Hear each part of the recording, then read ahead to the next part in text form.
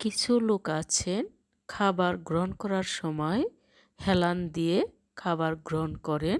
সেজন্যই আমাদের রাসূল তিনি উল্লেখ করেছেন এবং বলেছেন যে আমি পাশে হেলান দিয়ে খাদ্য গ্রহণ করি না।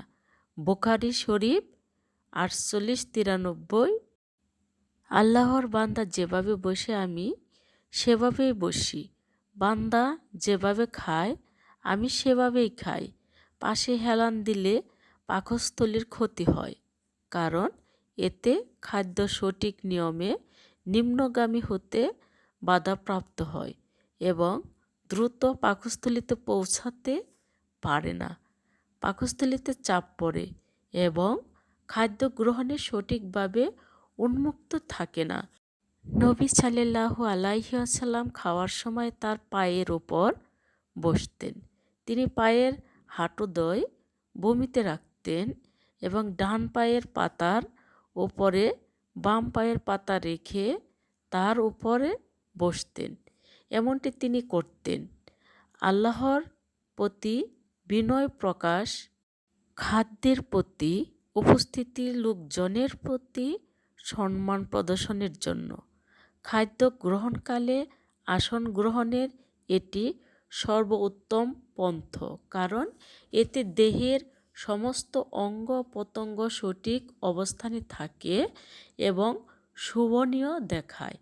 খাদ্য গ্রহণের সময় দেহের বিভিন্ন অঙ্গে স্বাভাবিক নিয়মে স্থাপন করে বসার উত্তম পদ্ধতি আমরা উল্লেখ করছি।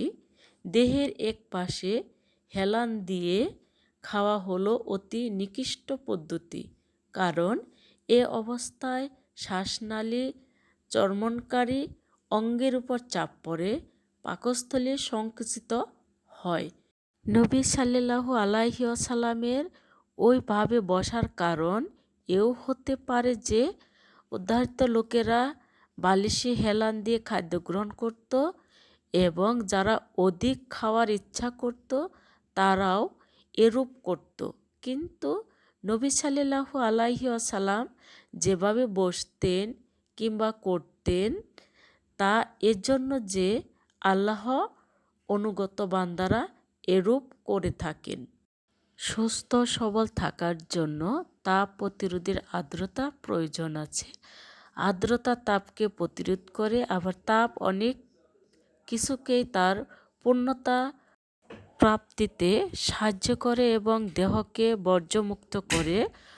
অন্যথায় আর্দ্রতাবিহীন অতিরিক্ত তাপ দেহের ক্ষতি করত, দেহের অঙ্গসমূহের স্বাভাবিক ক্রিয়া কর্ম ব্যাহত হতো।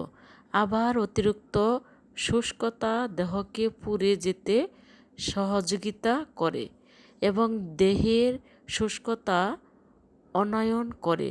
আর্দ্রতা এবং শুষ্কতা এই দুটি অবস্থা দেহকে বাঁচিয়ে রাখা, কর্মক্ষম রাখার জন্য একে অপরের সহযোগী হতে হয়।